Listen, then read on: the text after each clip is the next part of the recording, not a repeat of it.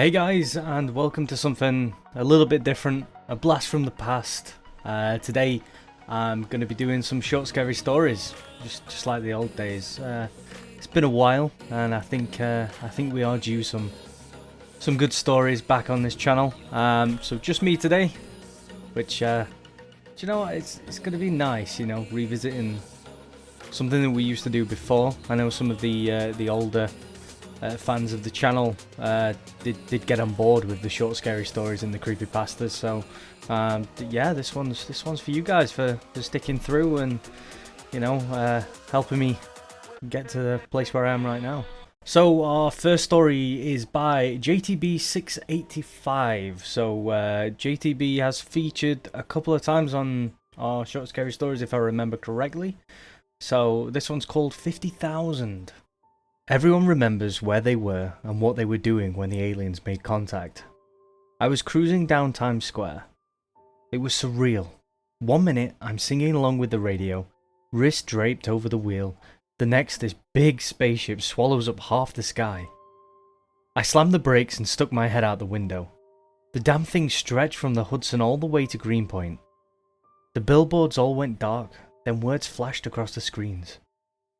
Greetings, humans. We come in peace. Earth is on the brink of destruction. We can foresee the imminent explosion of your closest star and are offering transportation to another planet suitable for habitation. Unfortunately, we can only transport 50,000 of you. Please determine the individuals best suited for the task of colonizing your new home and continuing the human race. We will return on June 9th, 10 AM EST, to collect them from Governor's Island, New York. I thought it was a prank at first, or maybe a clever marketing campaign for a film. What I couldn't have known was that same message had just popped up on every single smartphone, computer monitor and television screen across the globe. You can probably guess what happened next. People swarmed Governor's Island, probably thinking getting there first would book them a spot. The president declared a state of emergency, then the National Guard rolled in. Things got pretty hairy. I figured I hadn't much chance of getting picked. I was just an old New York cabbie after all. So I headed east, met a few like-minded individuals, and we started this little commune on an abandoned farm. It was peaceful, serene. We had cookouts every night and sing-alongs for the kids. Soon after, we heard the US closed its borders and that the rest of the world wasn't happy at America deciding who got saved. The nukes started flying. Then the grid went down. It really started feeling like the end days, but we were self-sustaining, so we just sort of rolled with it. June 9th came and went, and we figured, oh well, that's that. Nothing to do now except wait. But then, one afternoon, a soldier staggered onto the farm wearing a blood-soaked uniform and collapsed. We brought him inside and bandaged him up. We asked if he'd been hurt by someone trying to break through the checkpoint. He said no. Said the aliens had wiped out his squadron. He was the only one who made it out alive. We were confused. He sat up and laid it all out for us. It turned out the aliens had returned as promised, but not for a rescue. They'd invaded. And since Earth's militaries had been too busy fighting each other, there'd been no way to mount any kind of meaningful resistance. The truth is, Earth was never in danger. At least not from the sun exploding. The aliens had just found a clever way to defeat us without firing a single shot. So that was a really, really, really good story. I really enjoyed reading that. So I kind of, as soon as it said the nukes started flying, I kind of in my head I was like, oh, is this some sort of ploy to make it easier for them to invade? Which, yes, but it didn't make a difference really to the story and how good it was. I'm going to give that, in true Sleepy Talk fashion, I'm going to give that 4 spooky wookies out of 5. So alien invasion is just something that I am gaggers for, really. I just love stories of alien invasions, and the whole humanity rises back up and fights the aliens and we win. But this one is pretty good. So 4 spooky wookies out of 5. Our next story is by Grand Theft Motto, and this one's called The Yawn. We trace patient zero back to a man named Thomas Carter living in Wattsville, Kentucky. Sources differ, but most estimate the event began between 8:15 AM and 8:25 on the morning of March 28th, 2021. Thomas had no prior medical history of any note. He wasn't exceptional in any obvious way, but he was the first one to become stuck. Thomas yawned that morning and never stopped. His wife, Cynthia, found him in the bathroom, clawing at his face. She caught sight of his reflection, his yawn, and felt her own jaw begin to open. Then she was stuck too. We know all of these details because Cynthia wrote them in her suicide note. Unable to speak, the Carters couldn't call 911. Instead, they drove to the hospital in a rush where they proceeded to infect the receptionist, the on-call doctor, 3 ER nurses, and 11 patients in the waiting area. A police response escalated to full military intervention within an hour. Wattsville went dark. A complete technology blackout, and roadblocks at every exit. The nuclear option was discussed. It's possible we would have contained the event there at the cost of one small town, if not for the Schaefer video. It's hard to blame Danny Schaefer. He was only 13. Danny was a patient waiting in the ER when the Carters arrived. Once it became clear that their yawns were aggressive, contagious, and frozen, Danny began to livestream the effect as it swept across the hospital like a vicious wave. The stream was terminated in the military blackout, but it was already too late. More than 3,000 people watched the video within the first hour. Countless more shared it, spread it, unleashed it within the next 24 hours. All who watched felt their jaws forced open and necks contract. There was no way to reverse the phenomenon. The world began to yawn, and we could not stop. Many of us who heard the reports but didn't encounter the yawn directly took measures. Some took the brutal but simple path of self-blinding. They guessed, incorrectly, that if you couldn't see the yawn, it couldn't spread. But you could hear a yawn, and a few were willing to inflict the trauma necessary upon themselves and loved ones to receive complete protection. So they suffered the most. Mouths frozen in agony in a world gone dark. My family was prepared. We've been isolated in the bunker for months now. Early on, we maintained contact with the outside world through radio and news reports. But the risk of accidentally hearing audio from the yawn was too high, so we cut all lines weeks ago. Now all we can do is wait and hope the event dies off over time.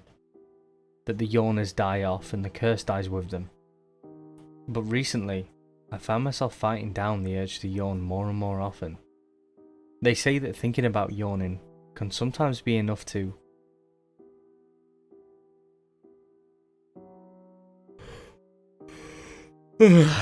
excuse me.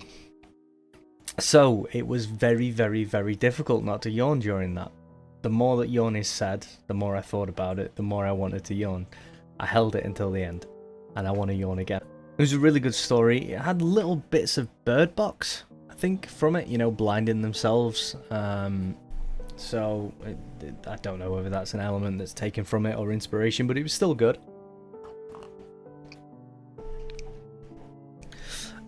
Wasn't overly scary for me, so I can't rate it higher than 3 out of 5 spooky wookies. But it's still a good story to read, and I did enjoy it. It is kind of like, I imagine in that scenario, I'd be terrified, but I wasn't terrified reading it, you get me? So, 3 out of 5 spooky wookies. Our next story is by Lady and the Pen. Now, I don't think Lady and the Pen has actually featured on here at all. We've had Grand Theft Motto before. We've had JTB as well. So I can't recall ever reading Lady and the Pen. So this might be, a completely new experience for me. So this one's called I Came Home and My Sister Was There in the Corner of the Living Room. I came home and my sister was there in the corner of the living room. Everyone's worried about you, I said. Did you let Jake in, by the way?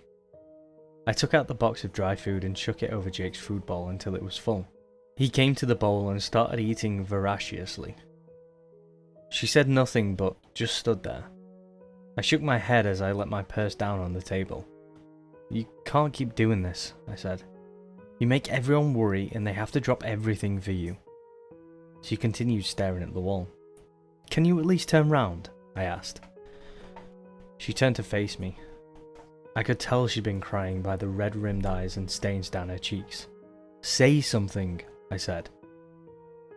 She only moaned and shook her head and reached out her hands like when we were young and she had fallen and skinned her knee. I would come and hug her and tell her it was going to be okay. I sighed and walked over and hugged her. "You know we love you, right?" I said. She nodded. I began to release her when I saw something on my palm. It was slimy and wet, and so painfully cold. Jake was licking at my bare feet, which were also getting sticky and wet. I pulled back and looked at her face, which was now ashen and pale.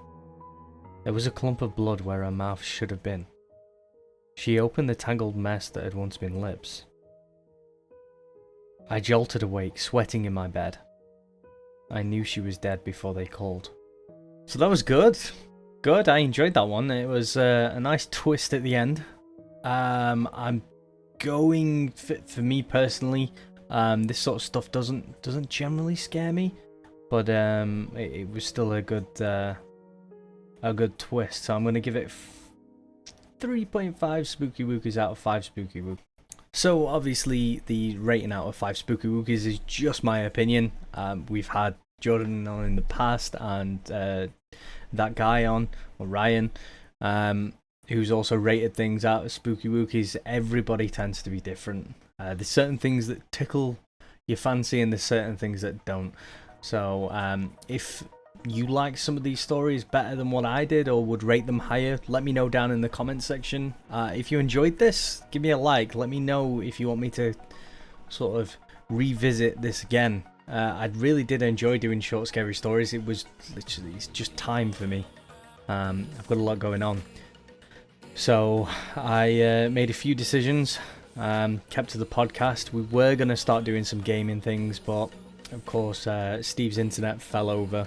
So we're still waiting for Steve to get back. And Scott's sorting some things out in his personal life right now. So it's going to be me, a couple of guests. Hopefully Steve will be back as soon as. Hopefully Scott will sort his things out. And he'll free up some time to actually come on. So just let me know in the comment section if you think we should continue doing this. So yeah, all in all, just let me know if you enjoyed this. If there's any suggestions you want, any stories that you want me to do, if you do like this. If you want a creepypasta, you know, we haven't done one of those in time now. A lot of time. So if you enjoyed this, then leave a like. And if you really enjoyed it, then please consider hitting that subscribe button. Every little bit helps. So thank you once again and take care.